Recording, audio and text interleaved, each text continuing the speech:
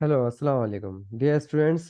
ये वीडियो पिछली वीडियो से कनेक्टेड है, जिसके अंदर हमने लिमिट कंप्यूट करने के अलजेब्रिक मेथड डिस्कस किए थे। तो आज हम जो है उसके लिए कुछ एडिशनल मेथड डिस्कस करेंगे और साथ में कुछ और चीज़ें भी डिस्कस करेंगे।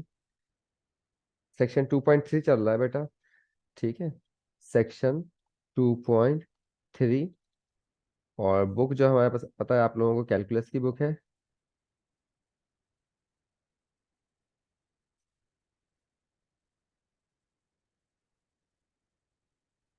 स्टीवर्ट की कैलकुलस 7th एडिशन।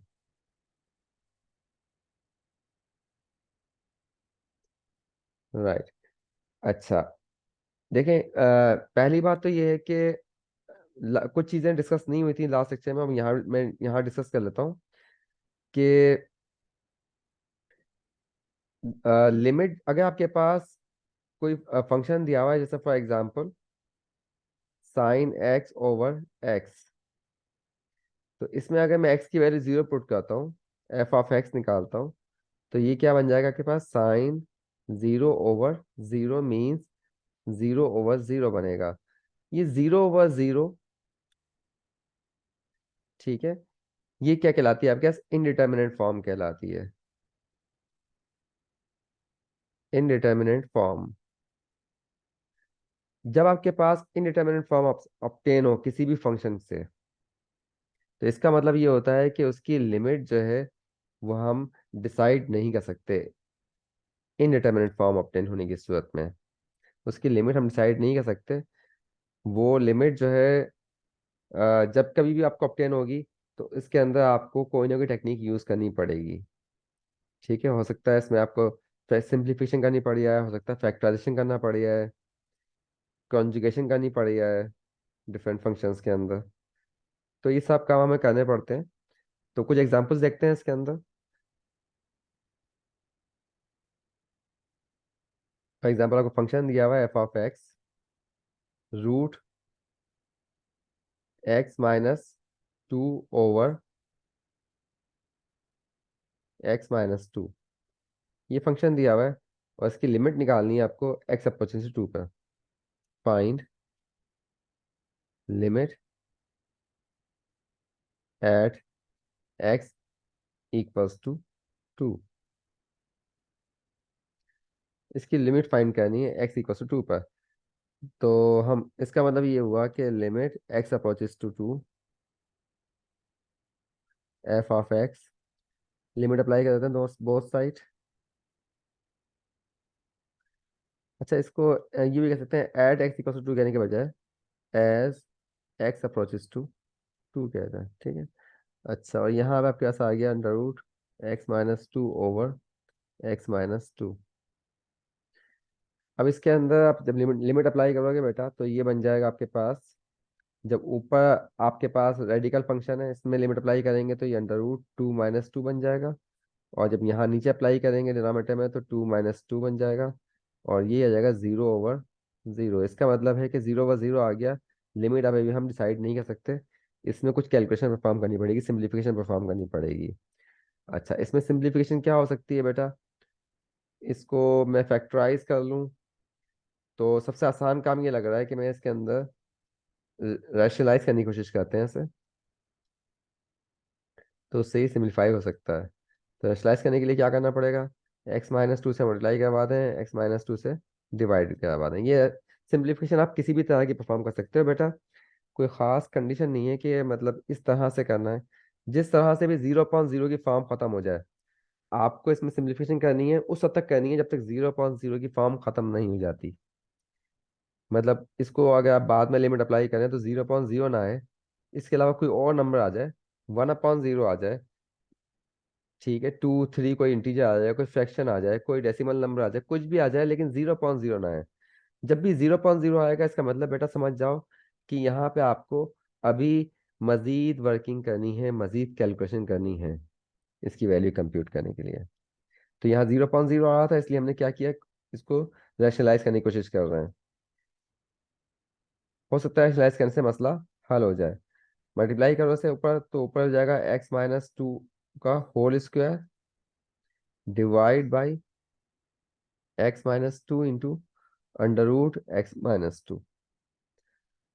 और ये आपके पास बन जाएगा बेटा limit x approaching to 2 x-2 over x-2 under root x-2। अच्छा, ये आपके पास ये कैंसिल हो जाएगा। और हम क्या करेंगे, क्योंकि कैंसिल क्यों कर रहे हैं बेटा इसे ऊपर न्यूमरेटर डिनोमिनेटर में, क्योंकि x जो है 2 को अप्रोच कर रहा है, हम लिमिट फाइंड करना चाह रहे हैं। तो लिमिट फाइंड करते वक्त हम इसमें सिंप्लीफिकेशन कर सकते हैं, इसको नए फंक्शन से रिप्लेस कर सकते हैं। तो x अप्रोचिंग टू 2 ये रिप्लेस हो जाएगा 1/√x-2 से। इस फंक्शन को मैंने रिप्लेस कर दिया एक दूसरे फंक्शन से 1/√x-2। ये रिप्लेसमेंट कैसे किए, इस फैक्टर को कैंसिल आउट करके। और यहाँ पे लिमिट अप्लाई करेंगे बेटा, तो ये क्या बन जाएगा आपके पास, डिनोमिनेटर इसका, न्यूमरेटर तो 1 है, डिनोमिनेटर किस में कन्वर्ट हो गया, 0 में कन्वर्ट हो गया। इसका मतलब ये हुआ कि ये इन्फिनिटी बन गया है, और इसका मतलब ये डज नॉट एग्जिस्ट।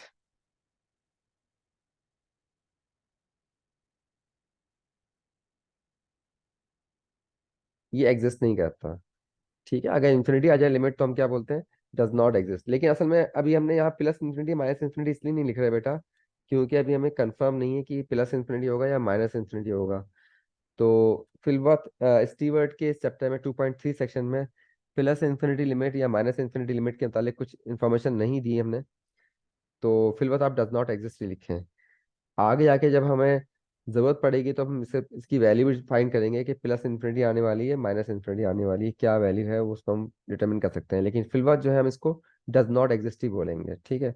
या फिर अगर चाहें तो आप अपनी आसानी के लिए इसको इज इक्वल्स टू खाली इन्फिनिटी ले सकते हैं without any plus minus sign. तो उसका मतलब ये होगा कि ये इन्फिनिटी को अप्रोच कर रहा है, तो हो सकता है ये प्लस इन्फिनिटी हो सकता है ये माइनस इन्फिनिटी हो। अभी हम उसको डिसाइड नहीं कर रहे हैं। तो डज नॉट एग्जिस्ट लिख दो या खाली इन्फिनिटी लिख दो। तो बाज औक़ात बाज आता है इसको प्लस खाली इन्फिनिटी भी लिख देते हैं, ठीक है। डजेंट मीन दैट कि ये प्लस इन्फिनिटी है माइनस इन्फिनिटी है। तो बेटा यही हमने लिमिट की फाइंड कर ली, फंक्शन दिया हुआ था उस फंक्शन की लिमिट फाइंड कर ली और डज नॉट एग्जिस्ट है। ये कोई एग्जांपल देखते हैं बेटा इसकी। अगर मैं ये आपको क्वेश्चन करवाता हूँ x-2x+1 ओवर x-1, इसकी लिमिट निकालनी है बेटा 1 पे।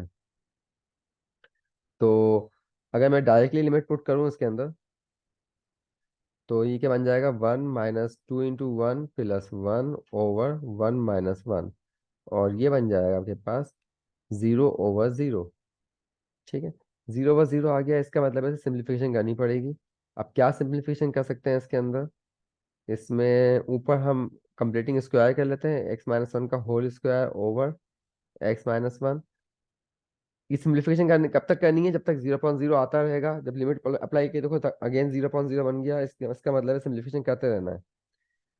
तो आप लोगों को जैसे में आइडिया हो जाएगा, प्रैक्टिस करोगे तो कितना किस तरह से नॉर्मली फैक्टराइज करना होता है, कॉन्जुगेशन होती है, ठीक है। इस तरह की वर्किंग करनी होगी हमें।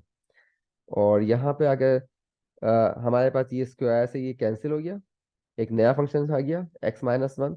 ये फंक्शन और पिछला फंक्शन में एक पॉइंट का फर्क है। तो ये रिप्लेसमेंट जो होती है, फंक्शन को हम दूसरे फंक्शन से रिप्लेस कर रहे हैं। तो वो ये बात इसके लिए हमारे पास थ्योरम मौजूद था कि अगर पिछली लास्ट लेक्चर में मैंने डिस्कस भी किया था कि अगर दो फंक्शन में सिर्फ एक पॉइंट का फर्क हो तो हम उनकी लिमिट की वैल्यू क्या होती है, सेम होती है। तो इन दोनों फंक्शन में सिर्फ एक पॉइंट का फर्क है, ये वाला फंक्शन 1 पे अनडिफाइंड है और ये वाला फंक्शन 1 पे डिफाइंड है। तो इसको अगर क्योंकि हम लिमिट कंप्यूट कर रहे हैं तो मैं इस फंक्शन को रिप्लेस कर सकता हूँ दूसरे फंक्शन से, और इस पर लिमिट अप्लाई कर दें, क्या बन जाएगा, ये पॉलिनोमियल फंक्शन है बेटा। तो पॉलिनोमियल फंक्शन में लिमिट अप्लाई करने का तरीका क्या होता है, आपको पता है कि वैल्यू प्लग इन कर दी जाती है। तो इसमें वैल्यू प्लग इन कर देंगे तो 1 - 1 बन जाएगा और ये हो जाएगा 0। तो बेटा इस फंक्शन की लिमिट क्या आ गई, 0 आ गई। तो इस तरह से हम कर सकते हैं। इसकी मजीद एग्जांपल एक्सरसाइज के अंदर भी देखेंगे। अभी हम ये कहते हैं कि एक और थ्योरम कहते हैं स्क्यूज थ्योरम। स्क्यूज थ्योरम, या इसके हम कहते हैं, इसके और भी नाम है, सैंडविच थ्योरम भी कहा जाता है, पिंचिंग थ्योरम भी कहा जाता है ऐसे। ये बहुत इंपॉर्टेंट थ्योरम है।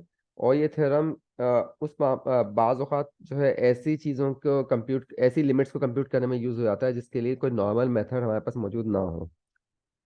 ठीक है, पहले थ्योरम देख लें, थ्योरम क्या है।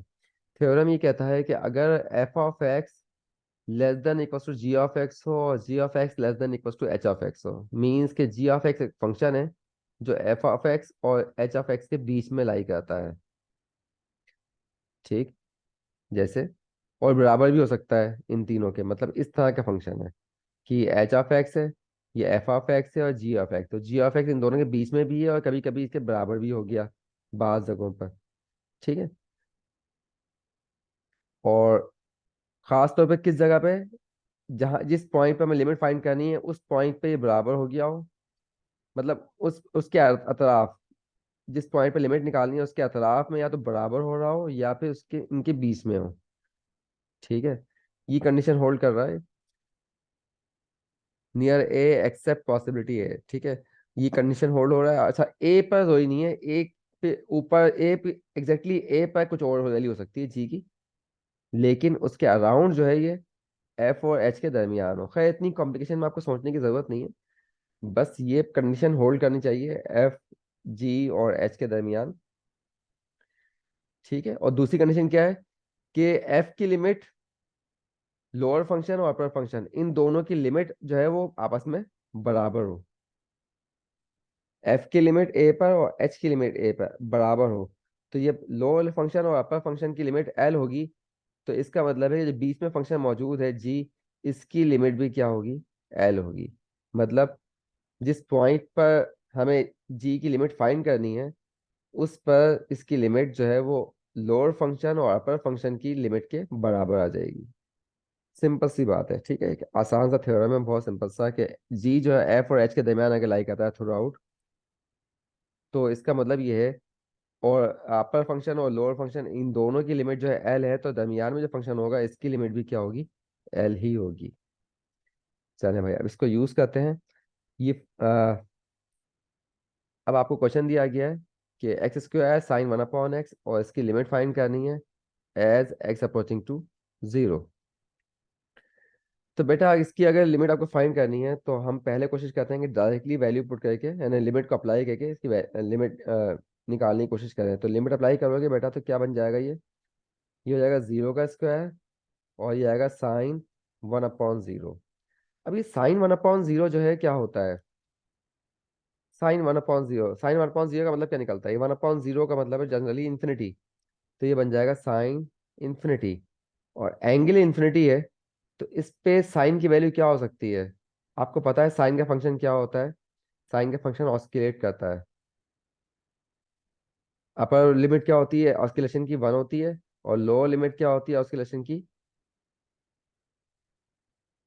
-1। वन और -1 के दरमियान ऑस्किलेट करता है साइन फंक्शन हमेशा, ये बात तो आप सबको पता है। तो इसका मतलब ये हुआ कि ये इसकी लो अपर वैल्यू वन है और लोअर वैल्यू -1 है, लेकिन इन्फिनिटी रखने पर, एंगल अगर इन्फिनिटी रखेंगे हम एक्स एक्सिस पे, इनफाइनाइट तक जाएंगे आगे तक, तो ये फंक्शन थ्रू आउट वन और -1 के दरमियान मूव कर रहा होगा। हमें नहीं पता कि इन्फिनिटी पे क्या वैल्यू आएगी, क्योंकि इन्फिनिटी में वन और -1 के दरमियान ये फंक्शन ऑस्किलेट कर रहा होगा। जितना हम आगे आते जाएंगे, वन और -1 के दरमियान ऑस्किलेट कर रहा है, किसी एक पर्टिकुलर पॉइंट तक कन्वर्ज नहीं कर रहा है ये। राइट, तो इसका मतलब है कि यहाँ पर हमको कंफर्म नहीं पता कि इन्फिनिटी पे क्या बनेगा, तो ये क्या है आपके पास, अनडिफाइन है। साइन इन्फिनिटी क्या होता है बेटा, अनडिफाइन, एक अनडिफाइंड नंबर है। इसको हम डिफाइन नहीं कर सकते कि आगे जाने के बाद ये किस नंबर का अप्रोच कर रहा है। ये जैसे आपके पास infinite one upon zero undefine होता था, जीरो अपॉन जीरो अनडिफाइन है, इसे साइन इन्फिनिटी भी क्या है, अनडिफाइंड नंबर है। जब ये अनडिफाइंड नंबर है और जब इसको मल्टीप्लाई करेंगे दूसरे नंबर से, तो आपके पास ये पूरा फंक्शन क्या आ गया, अनडिफाइंड बन गया। ठीक है, तो अब हमें इसकी लिमिट की वैल्यू निकालनी है कि क्या है। तो ये नहीं पता कि इन्फिनिटी है, ये नहीं पता कि ये कोई नंबर है। तो हम इसको किस तरह फाइंड करेंगे, इसको हम स्क्यूज थ्योरम की मदद से फाइंड करेंगे। चले भाई, स्क्यूज थ्योरम की मदद से किस तरह फाइंड किया जा सकता है। ये बात तो पता है कि हमको साइन एक्स जो है वो लाई करता है किसके दरमियान, -1 से लेकर 1 के दरमियान लाई करता है। ये बात तो पता है ना हमको। अच्छा, इसका मतलब क्या हुआ कि साइन 1/x किसके दरमियान लाई करेगा, वो भी 1 और -1 के दरमियान लाई करेगा।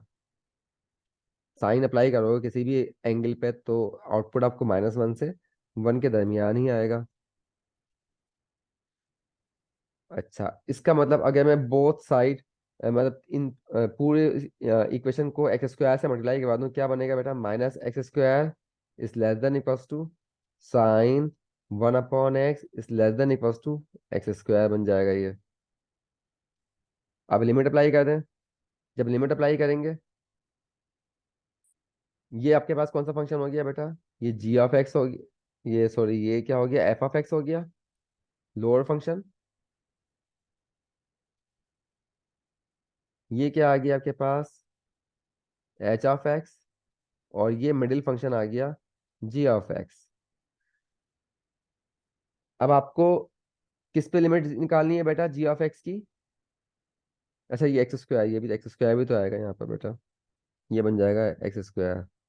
हाँ भाई, ये आपका g है ना, रिक्वायर्ड फंक्शन। इसकी लिमिट किस पे निकालनी है, 0 पे निकालनी है। तो 0 पे जरा लोअर फंक्शन की लिमिट निकाल के देखें।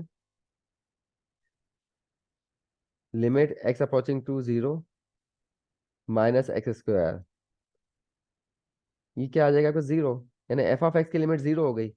इसी तरह से लिमिट x अप्रोचिंग टू 0, और x² की लिमिट निकालें, ये भी क्या आ गई, 0। मतलब इसकी लिमिट भी 0 आ गई, लोअर फंक्शन की भी, अपर फंक्शन की लिमिट भी क्या आ रही है, 0 आ रही है। इसका मतलब है कि दरमियानी फंक्शन जो आपका g था, इसकी लिमिट क्या होगी, ये लिमिट भी 0 होगी अकॉर्डिंग टू स्क्यूज थ्योरम।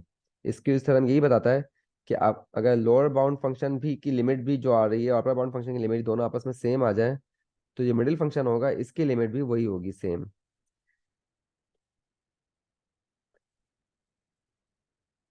राइट। तो इस तरह से हम g की लिमिट को निकाल सकते हैं। और एक और तरीका भी करने का है इसका, कि इसी इक्वेशन के पे हम लिमिट अप्लाई कर दें तीनों साइड्स पर।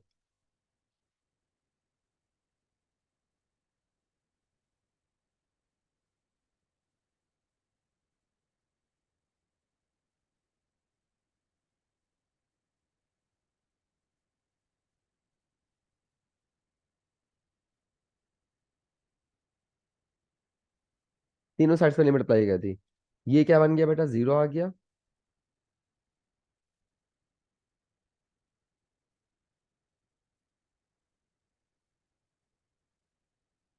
और ये भी क्या आ गया, 0 आ गया।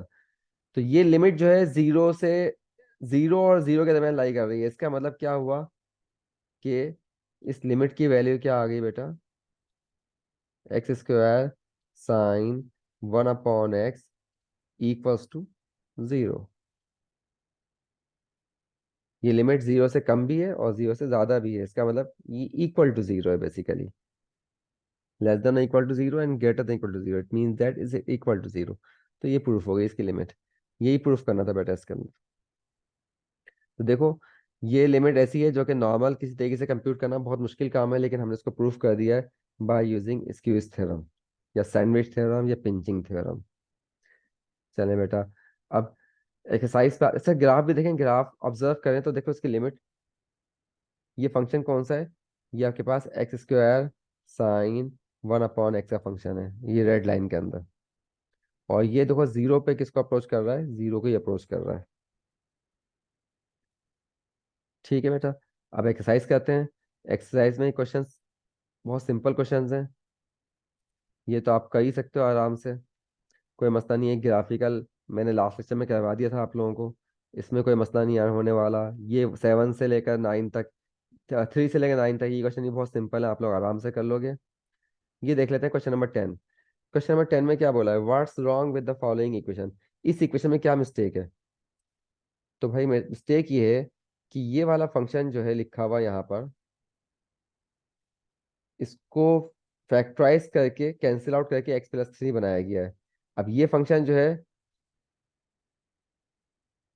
इसको सिंप्लीफाई करते हैं, देखते हैं कि वाकई x+3 आता है नहीं आता, ताकि हमें पता चले कि एक्चुअली दोनों चीज़ें में, इन दोनों फंक्शन में क्या फ़र्क आ रहा है। तो ऊपर अगर हम फैक्टराइज करें तो क्या हो जाएगा, ये आपके पास x+3 और x-2 इसके फैक्टर बनेंगे ऊपर वाले फंक्शन के, और नीचे भी x-2 दिया हुआ है। ठीक है, तो यकीनन इस फैक्टर को कैंसिल आउट करके उन्होंने x+3 में कन्वर्ट किया है। तो बाकी तो x+3 बचेगा। इसका मतलब दोनों फंक्शन ऑलमोस्ट इक्वल हैं, लेकिन फर्क सिर्फ इतना है कि ये फंक्शन जो है x² + x-6/(x-2) is undefined eight x = 2। ये x की वैल्यू 2 रखने पर अनडिफाइन हो जा रहा है, जबकि x+3 जो है it is defined for all values of.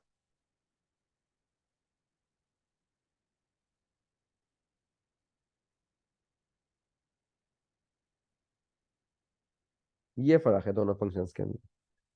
इस इक्वेशन में मिस्टेक क्या हुई है कि इसमें यहाँ पर हमें लिखना चाहिए था कि x-2 is not equals to 0। अगर ये लिखते तो सही हो जाता है ये। तो ये डोमेन मेंशन नहीं हुआ हुआ, ये मिस्टेक है इसके अंदर, इस इक्वेशन के अंदर। क्लियर है बेटा? डोमेन लिखने की मिस्टेक थी, बाकी सब क्लियर है, क्योंकि ये x+3 आ रहा है, यहाँ भी x+3 आ रहा है, लेकिन डोमेन का फर्क आ रहा है।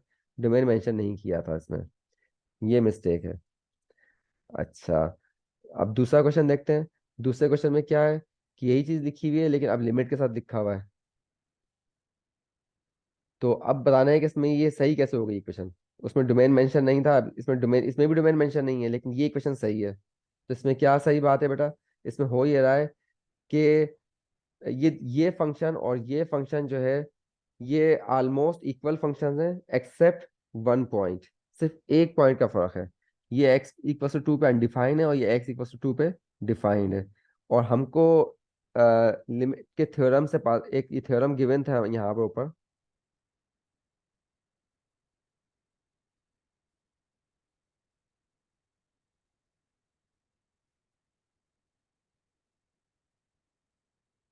ये थ्योरम अगर से ध्यान से देखें, if f(x) = g(x), when x is not equals to a, then limit are still equal.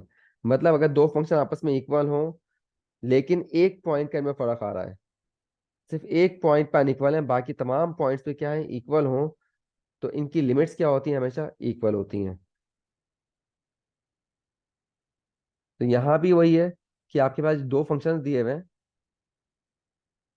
ये दोनों फंक्शन भी ऑलमोस्ट इक्वल हैं, सिर्फ इनमें एक पॉइंट का फर्क था। तो एक पॉइंट के फर्क की वजह से लिमिट पे तो फर्क नहीं पड़ेगा, लिमिट तो हमेशा बराबर ही होगी, राइट? दो फंक्शंस के अंदर एक, जैसे मैं क्लास में ही बता चुका हूँ आप लोगों को पहले, कि दो फंक्शंस में अगर सिर्फ एक पॉइंट का फर्क आ रहा है, तो इससे ये दोनों फंक्शन की लिमिट पे कोई फर्क नहीं पड़ता, लिमिट स्टिल इक्वल ही रहती है। तो ये कौन सा थ्योरम नंबर यहाँ मेंशन कर देंगे हम, कि उस थ्योरम की वजह से ये दोनों स्टेटमेंट, ये दोनों ये इक्वेशन जो है वैलिड है। अच्छा, उसके बाद क्या है, ये लिमिट एवेलुएट करनी है इसके अंदर। तो ये तो सिंपल फंक्शन आप लोग आराम से कर सकते हैं, किसी भी फंक्शन में कोई मसला नहीं है। जैसे फॉर एग्जांपल मैं ये वाला क्वेश्चन देखता हूँ, ये फंक्शन है, -4 पे लिमिट निकालनी है, तो उसके अंदर -4 अप्लाई करके देखते हैं क्या मसला बनती है।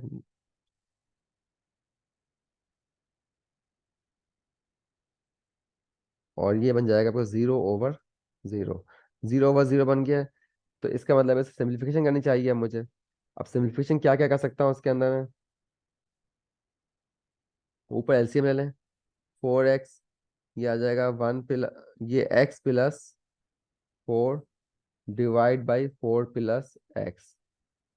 ठीक है, ये किसके यहाँ लिमिट, इस पे अभी लिमिट अप्लाई करनी है हमें, लिमिट बाद में अप्लाई करेंगे। लिमिट x → 2 -4, और ये आपके पास 4 + x से कैंसिल हो जाएगा। अब कैंसिल कैसे हुआ है बेटा, अगर वो समझ नहीं आया तो वो भी समझ सकते हैं आप लोग। ये बराबर हो जाएगा लिमिट एक्स अप्रोचिंग टू -4, ये एक्स प्लस 4/4 एक्स इंटू, ये अपॉन वन अगर कंसिडर करें तो ये हो जाएगा 1/4 प्लस एक्स, और ये कैंसिल हो गया बेटा। और यहाँ पे आप क्या लिमिट अप्लाई कर दें तो 1/4 इंटू -4, ये बराबर हो गया -1/16। ये लिमिट आ गई बेटा, इसकी वैल्यू कितनी आ गई -1/16। और किस क्वेश्चन में करना है, बाकी मेरे ख्याल में किसी क्वेश्चन में का मसला नहीं है, आराम से आप कर सकते हैं तमाम क्वेश्चंस को। जैसे ये वाला क्वेश्चन है, इसके अंदर आप लिमिट अप्लाई कर 29 में, देखो क्या आ रहा है।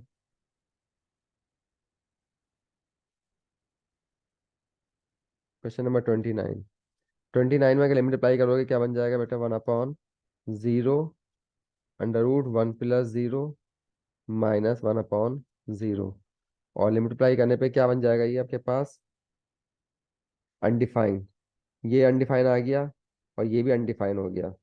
तो लिमिट डज नॉट एग्जिस्ट आ रही है ना, ये भी लिमिट डज नॉट एग्जिस्ट आ रही है, ये भी लिमिट डज नॉट एग्जिस्ट है।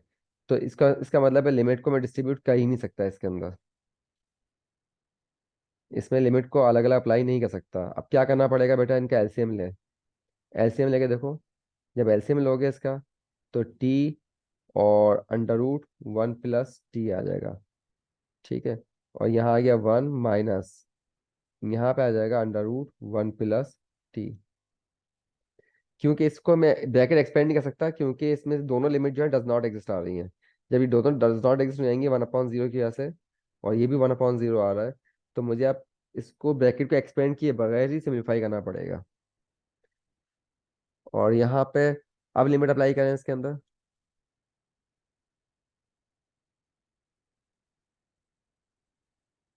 मैंने इसका एलसीएम ले लिया, अब लिमिट अप्लाई करके देखते हैं क्या सूत्र लाती है।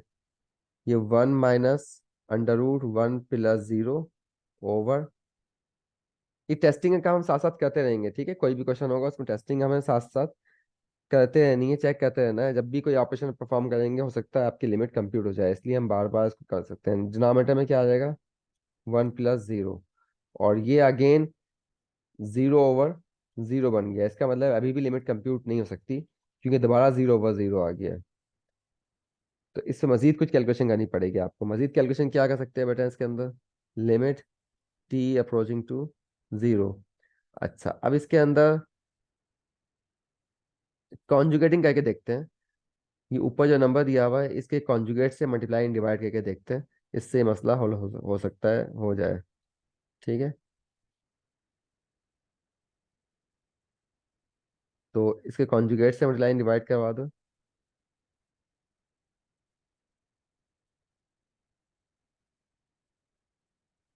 और इसको सिम्प्लीफाई करते हैं फर्दर।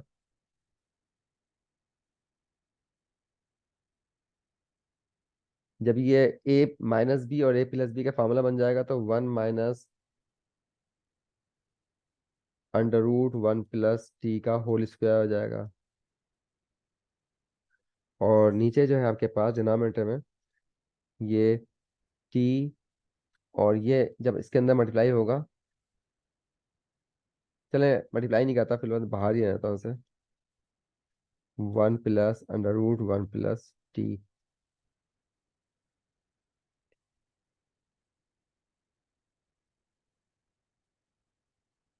ये आ गया 1 minus 1 plus T over T √1 plus T, 1 plus √1 plus T.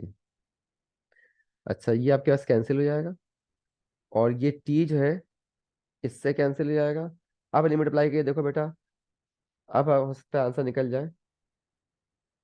तो अंदर क्या बचेगा, अब टी की वैल्यू 0 रखेंगे तो ये आपके पास 1 प्लस 0, और ये 1 प्लस √1 प्लस 0, और ये आपके पास बन जाएगा 1/1 इंटू 2, ये आ गया हाफ। तो इसका मतलब ये हुआ कि ये जो लिमिट है ये आ जाएगी हाफ के बराबर। जैसे ही 0/0 खत्म होगा हमें लिमिट का आंसर मिल जाएगा। क्लियर है बच्चों। अब इस तरह से फिर क्वेश्चन नंबर 31 भी करना है आपको। 31 के एक्स प्लस एच का whole cube minus X cube upon H. ये भी करवाया तो हमको क्वेश्चन नंबर 31। लिमिट फाइंड करनी है H approaching to zero, X plus H whole cube minus X cube over H. तो इसके अंदर क्या करेंगे, ये क्यूबिक फार्मूला है, क्यूबिक फार्मूले से एक्सपेंड कर दें, या आप ये फार्मूला लगा दें A cube minus B cube का फार्मूला लगा दें। तो A cube minus B cube बराबर होता है A minus B A square plus A B plus B square. यही होता है। आज के वेरीफाई कर लेते हैं, चेक कर लेते हैं कि मल्टीप्लाई करने पे दोबारा से बनता है नहीं बनता। ए से मल्टीप्लाई करें तो बन जाएगा A cube plus A square B plus A B square minus A square B minus A B square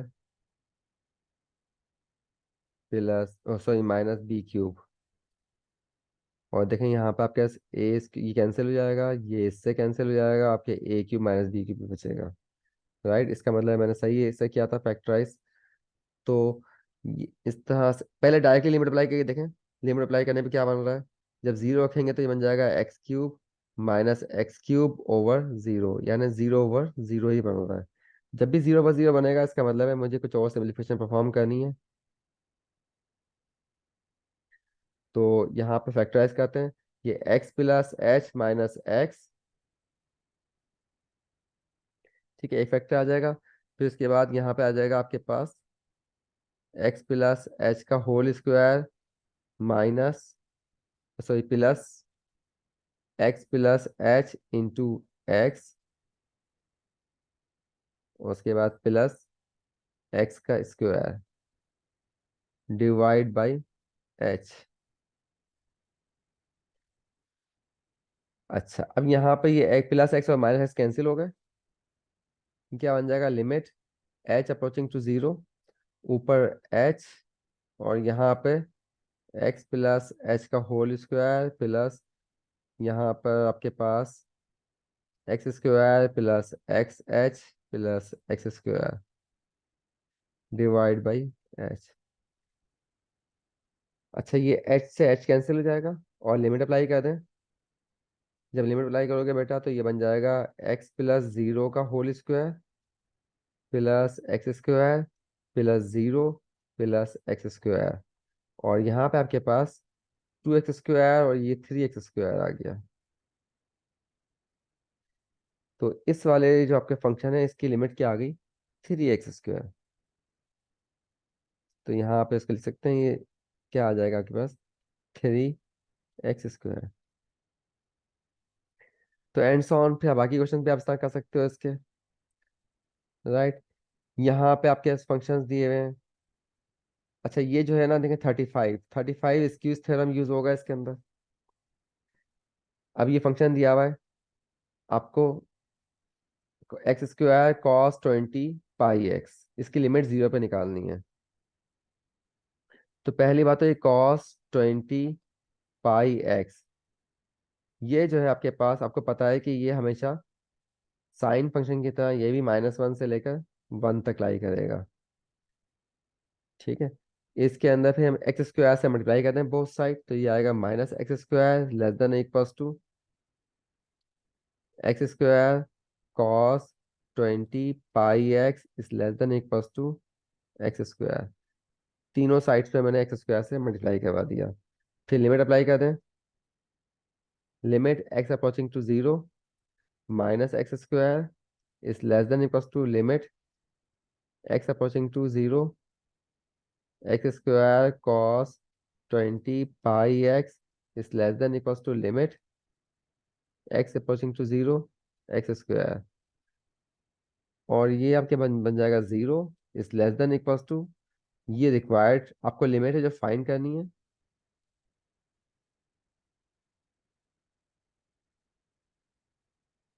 और ये बन जाएगी जीरो। और इसका मतलब क्या निकला कि लिमिट जो है X approaching to zero x² cos 20 π x is equals to 0। ये इसकी इस थ्योरम की मदद से हमने इसे कंप्यूट कर लिया। ठीक है बच्चों, तो इस तरह से इसकी इस थ्योरम की मदद से हम मुख्तलिफ लिमिट्स को कंप्यूट कर सकते हैं। और यहाँ पे अब मेरे ख्याल में कोई इसमें ऐसा मसला नहीं है, सारे क्वेश्चन बहुत सिंपल से हैं, उनको आप आराम से कर सकते हो ज़रा सी लॉजिक लगा के। ओके बेटा, फिर आप बाकी क्वेश्चन ट्राई कीजिएगा इसके सारे। ओके, अल्लाह हाफिज़।